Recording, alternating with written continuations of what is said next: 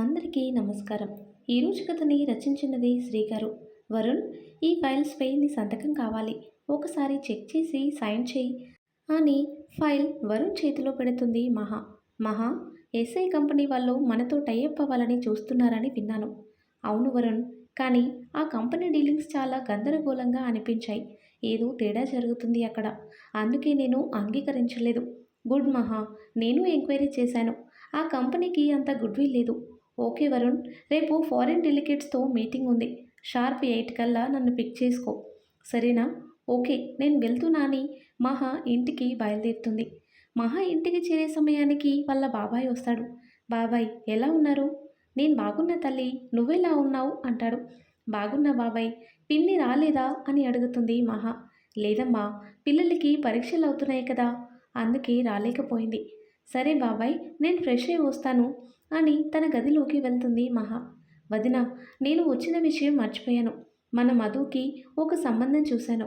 వాళ్ళు రేపు మధుని చూసుకోవడానికి వస్తా అన్నారు అని అంటాడు. మంచి మాట చెప్పావు రఘు. మీ అన్నయ్య ఎలాగూ లేరు. నువ్వు దగ్గరుండి చేయిస్తే బాగుంటుంది అంటుంది శారద. సరే వదిన, అన్నీ నేను చూసుకుంటాను, నువ్వు టెన్షన్ పడకు. ఏంటి బాబాయ్ టెన్షన్ అంటున్నారు? మహా బయటికి వస్తూ అంటుంది. మీ అక్కకి ఒక పెళ్లి సంబంధం చూశాను మహా, దాని గురించి చెప్తున్నా. అవునా? ఎప్పుడు వస్తున్నారు బాబాయ్? రేపే వస్తున్నారు అంటాడు అతను. అయ్యో, నాకు రేపు అర్జెంట్ మీటింగ్ బాబాయ్.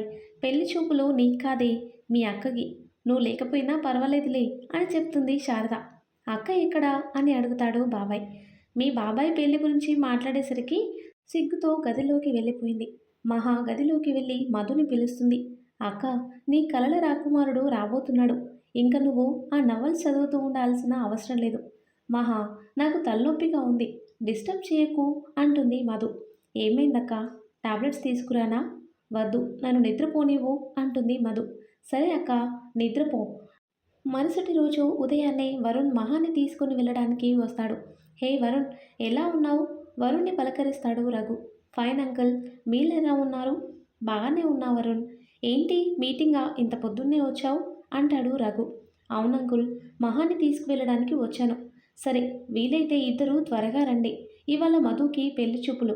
What, madhuca? అవును వరుణ్. రఘుని శారద పిలవడంతో అక్కడి నుండి వెళ్ళిపోతాడు. వరుణ్ ఆలోచనలో పడతాడు. వరుణ్, వెళ్దామా అంటుంది మహా. అలా మహా పిలుపుతో ఆలోచన నుండి తేరుకొని తనని తీసుకుని బయలుదేరుతాడు. మీటింగ్ స్పాట్ దగ్గర కార్ ఆగడంతో మహా కార్ దిగుతుంది. మహా, నాకు కొంచెం పనుంది, మీటింగ్ నువ్వు అటెండ్ అవ్వు అని కార్ స్టార్ట్ చేసి వెళ్ళిపోతాడు. మీటింగ్ మొత్తం మహా ఒంటరిగానే మేనేజ్ చేస్తుంది. మీటింగ్ ఫినిష్ చేసి బయటికి వచ్చేసరికి వరుణ్ వస్తాడు. నీకు అసలు బుద్ధుందా? ఇంపార్టెంట్ మీటింగ్ అని చెప్పాను, అయినా ఇంత నిర్లక్ష్యం ఏంటి? పని మీద వెళ్ళాను అంటాడు వరుణ్. ఏంటి అంత గుంపలు మునిగే పని? వదిలేయి మహా, రా వెళ్దాం అంటాడు వరుణ్. మహా కారులో కూర్చోగానే కార్ స్టార్ట్ చేస్తాడు. ఇంటికి చేరేసరికి ఇల్లంతా సందడిగా ఉంటుంది. ఏంటి మహా, కృష్ణ ఇక్కడున్నాడేంటి అని ఆశ్చర్యపోతున్నావా అని పెళ్లి కొడుకు ఎలా ఉన్నాడా అని తొంగి చూసిన మహా అతన్ని చూసి ఆశ్చర్యపోతుంది. అతను మధు క్లాస్మేట్ కృష్ణ, పెంటి మహాకృష్ణ. ఇక్కడున్నాడేంటి అని ఆశ్చర్యపోతున్నావా అని అడుగుతాడు వరుణ్. నీకు కృష్ణ తెలుసా? హా, తెలుసు, వాడు నా ఫ్రెండ్ అంటాడు వరుణ్. వాడు మధుని ఇష్టపడుతున్నట్టు నాకు ఎప్పుడూ చెప్పాడు. అందుకే మధుకి పెళ్లి చూపులని తెలియగానే ఇరు కుటుంబాలను కూర్చోబెట్టి మాట్లాడాను. అందుకే మీటింగ్కి అటెండ్ కాలేదు మహా. వరుణ్ణి ఆశ్చర్యంగా చూస్తుంది మహా. ఇప్పుడు అంతా ఓకే మహా, అటు చూడు, మధు ఎంత సంతోషంగా ఉందో. మధుని చూస్తుంది మహా. తన మొహం ఆనందంతో వెలిగిపోతుంది. ఇప్పుడు అర్థమవుతుంది మహాకి మధు నైట్ ఎందుకంత డల్గా ఉందో అని. వరుణ్ను చూసి మధు దగ్గరికి వస్తుంది. చాలా థ్యాంక్స్ వరుణ్. మా విషయం ఇంట్లో ఎలా చెప్పాలా అని టెన్షన్ పడ్డాను, కానీ నువ్వు చాలా ఈజీగా ప్రాబ్లమ్ సాల్వ్ చేశావు. ఇట్స్ ఓకే మధు అంటాడు వరుణ్.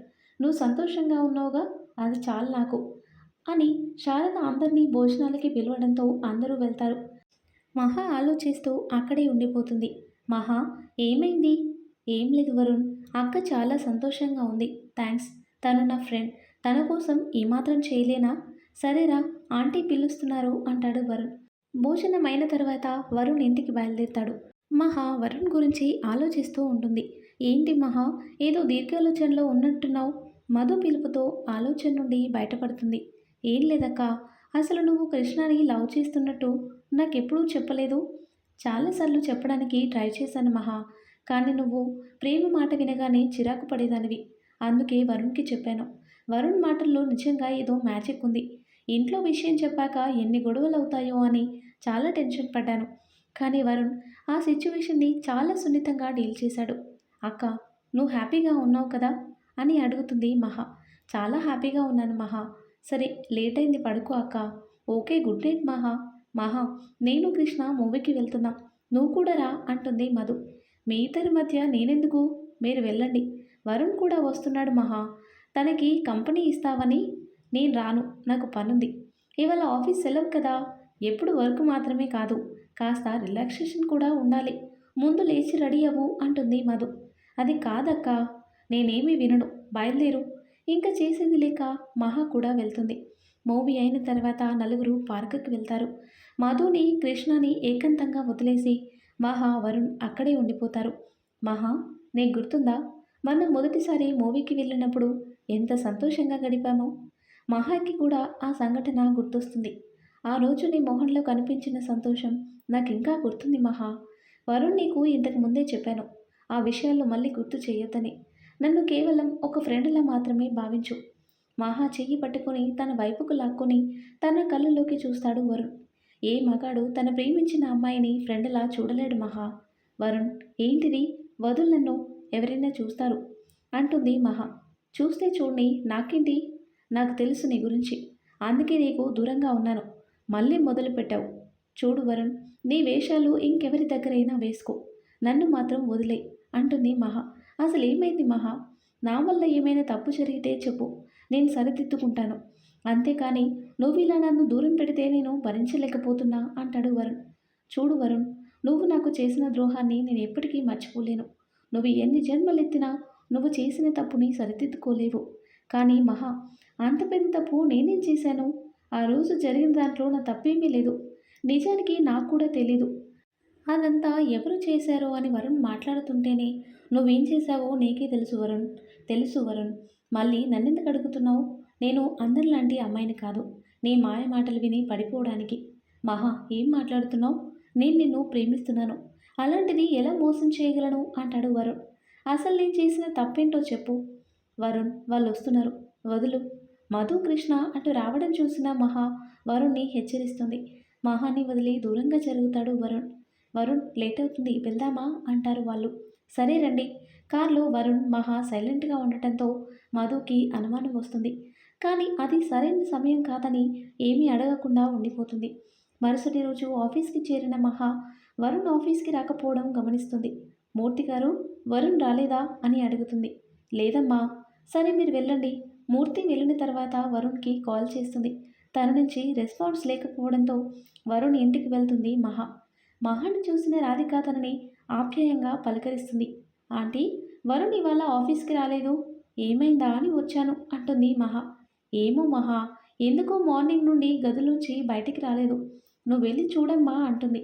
సరే ఆంటీ, నేను మాట్లాడతాను అని వరుణ్ గదిలోకి వెళ్తుంది మహా. వరుణ్ సోఫాలో కూర్చొని వీడియో గేమ్ ఆడుతూ ఉంటాడు. వరుణ్, ఆఫీస్కి ఎందుకు రాలేదు అని అడుగుతుంది మహా. ఎందుకో ఇవాళ వీడియో గేమ్ ఆడాలి అనిపించింది మహా, అందుకే రాలేదు అంటాడు వరుణ్. వాట్? వీడియో గేమ్ కోసం ఆఫీస్ మానేస్తావా? వరుణ్ గేమ్లో మునిగిపోతాడు. వరుణ్, నీతోనే మాట్లాడుతున్నాను. అయినా తన నుండి రెస్పాన్స్ లేకపోవడంతో వరుణ్ చేతి నుండి లాక్కుంటుంది. ఏంటి మహా, గేమ్ ఆడుతున్నా కదా, ఎందుకు డిస్టర్బ్ చేస్తున్నావు? ముందు రిమోట్ ఇవ్వు. వరుణ్, ఏంటిది? నా మీద కోపం ఉంటే తిట్టేసి, అంతేకాని ఇలా ఆఫీస్కి రాకుండా ఉంటే ఎలా? వరుణ్ పైకి లేచి మహాని దగ్గరికి తీసుకుంటాడు. నీ మీద నా కోపం ఎందుకుంటుంది మహా? ప్రేమ ఉంటుంది కానీ. మహా కళ్ళలోకి చూస్తూ చెప్తాడు. నిజం చెప్పు. నైట్ జరిగిందంతా మనసులో పెట్టుకొని నన్ను సాధించాలి అనుకుంటున్నావు కదా. నేను నిన్ను సాధించడం దించడం లేదు మహా. నేను కేవలం నిన్ను ప్రేమిస్తున్నా. వరుణ్, ఈ ప్రేమ దోమ వదిలే. ఆఫీస్లో చాలా వర్క్ ఉంది, బయలుదేరి ముందు అంటుంది మహా. సరే, వస్తాను. కానీ నీకు విషయం చెప్పనా? చెప్పు. నువ్వు నన్ను ఇష్టపడుతున్నావు కదా. మహా సైలెంట్గా ఉండిపోతుంది. నువ్వు చెప్పకపోయినా నాకు తెలుస్తుందిలే. నీకెలా తెలుస్తుంది అంటుంది మహా. ఇప్పటి వరకు నేను నిన్ను పట్టుకుని మాట్లాడుతున్నా, అయినా నువ్వు ఏం అనలేదు కదా. అప్పుడు గమనిస్తుంది మహా, తన నడుం చుట్టూ ఉన్న వరుణ్ చేతుల్ని. వెంటనే వరుణ్ణి దూరంగా తోస్తుంది. త్వరగా రెడీ అయి కిందికి రా అని చెప్పి అక్కడి నుండి వెళ్ళిపోతుంది. కాసేపటికి వరుణ్ రెడీ అయ్యి వస్తాడు. మహాని తీసుకుని ఆఫీస్కి బయలుదేరుతాడు. ఆఫీస్లో మహా, వరుణ్ వర్క్ చేస్తూ ఉంటారు. వరుణ్ బాబు, స్టాఫ్ అందరూ వెళ్ళిపోయారు. మీ పని ఇంకా అవ్వలేదా అని అడుగుతాడు మూర్తి. లేదు మూర్తి గారు, నాకు లేట్ అవుతుంది. మీరు ఇంటికి వెళ్ళండి అంటాడు వరుణ్. పర్లేదు బాబు, ఉంటాను. మీరు వెళ్ళండి, పర్లేదు. నేను వర్క్ ఫినిష్ చేసుకొని వెళ్తాను అంటాడు వరుణ్. మహా కూడా ఇంకా వెళ్ళలేదు బాబు, బాగా చీకటి పడింది కదా అంటాడు మూర్తి. తనని నేను తీసుకువెళ్తాలేండి అంటాడు వరుణ్. సరే బాబు, అయితే నేను బయలుదేరుతాను. సరే మూర్తి గారు అంటాడు వరుణ్. మూర్తి వెళ్ళిన కాసేపటికి వరుణ్ వర్క్ పూర్తి చేసుకొని మహా క్యాబిన్కి వెళ్తాడు. మహా, ఇంకా అవ్వలేదా? లేదు వరుణ్, ఇంకా 30 మినిట్స్ పడుతుంది. సరే నేను వెయిట్ చేస్తాను అని చెప్పి అక్కడే కూర్చుంటాడు వరుణ్. మహా వర్క్ పూర్తి చేసి వరుణ్ని చూస్తుంది. వరుణ్ కన్నార్పకుండా తనని చూస్తూ ఉంటాడు. హలో, ఏమైంది? ఎందుకలా చూస్తున్నావు? నువ్వు ఆ కంప్యూటర్లోంచి తల ఇప్పుడు పైకెత్తుతావా అని 30 మినిట్స్ అన్నావు. 1 అవర్ అయింది. వెళ్దామా ఇంకా?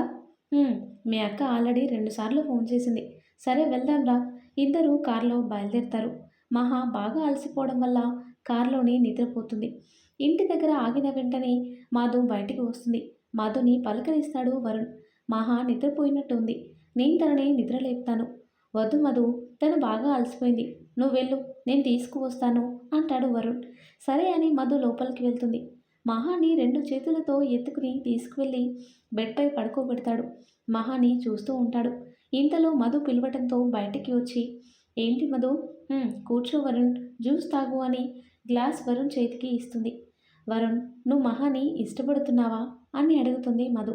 వరుణ్ ఏం మాట్లాడకుండా నవ్వుతాడు. నీ కళ్ళల్లో తన మీద ప్రేమ నాకు అర్థమైంది వరుణ్. నీకు అర్థమైంది కానీ నీ చెల్లెలికి ఇంకా అర్థం కాలేదు అంటాడు వరుణ్. అర్థం చేసుకుంటుందిలే వరుణ్. ఆ అమ్మాయిని లవ్లో పడేయడం అంత ఈజీ కాదు. టైం పడుతుంది కదా. వరుణ్ నవ్వుతూ సరే నేను బయలుదేరుతాను అని చెప్పి అక్కడి నుంచి వెళ్ళిపోతాడు. ఆ తర్వాత ఏం జరిగిందో, అసలు మహా వరుణుల ప్రేమకి బ్రేక్ ఎందుకు పడిందో, మళ్ళీ వాళ్ళిద్దరి మధ్య ప్రేమ చిగురిస్తుందో లేదో నెక్స్ట్ వీడియోలో తెలుసుకుందాం. ఎంతో ఇంట్రెస్టింగ్గా ఉండే ఈ స్టోరీ నెక్స్ట్ పార్ట్స్ కోసం ఈ వీడియో లైక్ చేసి మన ఛానల్ని తప్పకుండా సబ్స్క్రైబ్ చేయండి. Thanks for watching.